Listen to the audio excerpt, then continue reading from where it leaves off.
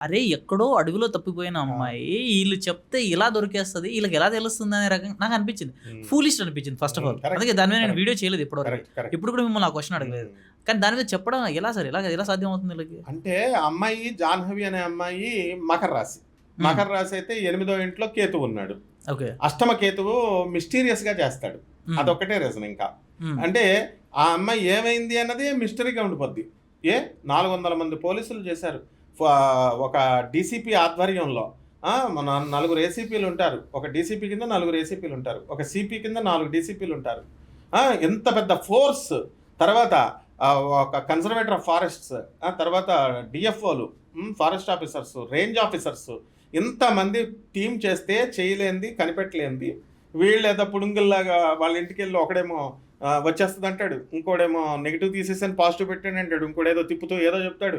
వాళ్ళందరినీ తుక్కు కింద ట్రోలింగ్ చేసినా సరే జనాలు బుద్ధి లేదు వీళ్ళకి, మళ్ళీ చేస్తారు. వాళ్ళు అలా చెప్పినందుకు నాకు సిగ్గేసింది. సరే, ఇక్కడ జనాలను తిడితే మనం ట్రోల్ అయిపోతాం మళ్ళీ. వాళ్ళు ఏం చేశారు, ఈ యొక్క ఆ పిల్ల తల్లి పాపం రిక్వెస్ట్ చేసుకుంది, హ్మ్. ఏమని చెప్పకండి అని. ఒక పిల్ల దొరకదు అని చెప్పడం ఎంత కష్టమైనటువంటి విషయం.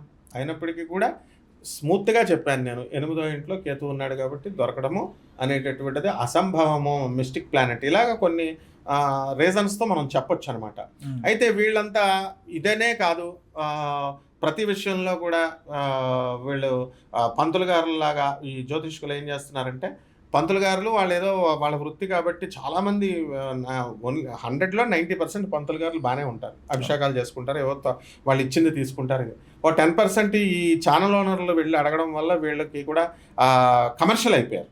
ప్రజల వల్లే అయిపోయారు మెయిన్గా. ఏమో సార్, ఇప్పుడు ఒకటి సార్, మేము మీలాంటి గెస్ట్లను పిలుచుకొని కష్టపడి రండి సార్ అని అడుక్కుంటే అప్పుడు మాకు వ్యూస్ వస్తే కొన్ని డబ్బులు వస్తాయనే థాట్ మాకు ఉంటుంది. అలా అని ఎవరిని పడితే వాళ్ళని కూర్చోబెట్టేసి ఇష్టం వచ్చినట్టు వీడియో చేసేయాలని థాట్ అయితే లేదు సార్. క్వాలిటీ మీలాగా క్వాలిటీగా ఇప్పుడు ఎలాంటి అలా అయితే మీరు ఇంటర్వ్యూ బ్రాడ్కాస్ట్ ఎలాంటి చేయరు కదా, ఉన్నది రేషనలిస్టిక్గా హేతుబద్ధంగా చూపిస్తున్నారు ప్రజలకి, నకిలీ అది ఒరిజినల్ ఏంటనేది. అసలు సిద్ధాంతి అంటే ఏంటంటే ఊరికొకళ్ళు ఉండేవారమ్మా, అప్పుడు జిల్లాకు ఒకళ్ళు ఉండేవారు సిద్ధాంతి అంటే. కాకినాడలో నేమాని సిద్ధాంతి గారిని, ఇప్పుడు గల్లీకి 2 ఉంటారు సార్.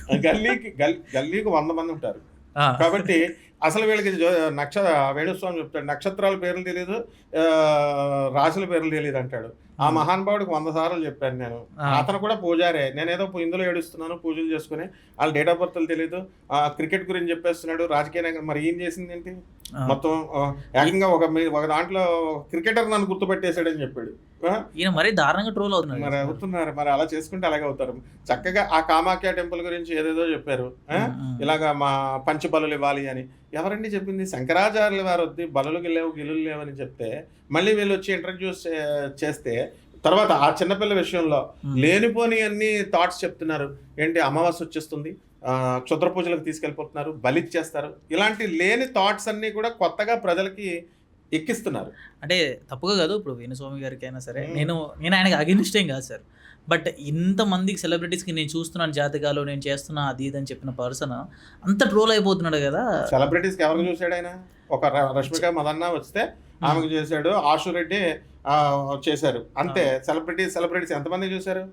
అంటే అలా చెప్పుకుంటారు. కాకపోతే ఏంటంటే వేణుస్వామిని వదిలేసే పక్కకు పడేసే, ఎందుకంటే ఆల్రెడీ ఫుట్బాల్ ఆడేశారు. అతనిలో చేంజ్ రావాలంటే చేంజ్ రావట్లేదు ఆయనకి. చేంజ్ వచ్చినంతసేపు కూడా అతను ఈ కామాఖ్య బలుల విషయంలో దక్షిణాచార పద్ధతిలో చేయించినప్పుడే అతనికి గౌరవం వస్తుంది. తర్వాత అతనికి